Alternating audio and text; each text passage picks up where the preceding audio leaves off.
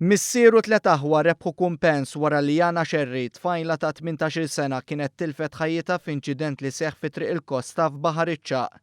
Il-każ imur lura l-2010 meta tfajla kienet passiġġiera f'karozza misjuqa minn klient xwiereb żagħżugħ ta' 26 sena.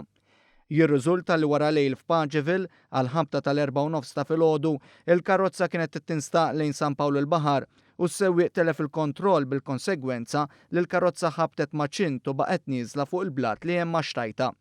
It-tfajla kienet ġiet iċċertifikata mejta fuq il-post filwaqt li żagħżugħ sofra biss ġrieħi ħfief. Il-qorti sostniet li klient xwiereb kienet isuq sewqan eċċessiv peress li kien taħt l-influwenza tal-alkoħol.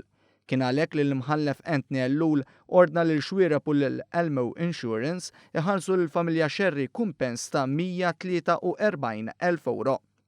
F'każ separat il-prosekuzzjoni mexxija mill-Ispettur Ivon Farrugia talbet lill-Maġistrat Aron Buġejja biex il-każ li jinvolvi allegat ta' stupru minn raġel Olandiż fuq tfajla Maltija ikompli jinstema' wara l-bibien magħluqa. Dan għaliex skont il-Pulizija dan il-każ jista' joffendi l-morali pubbliċi. Qed ikun allegat li l-Olandiż Johan Stellingwerff stupra li tfajla Maltija li magħha kellu relazzjoni għal 5 xhur.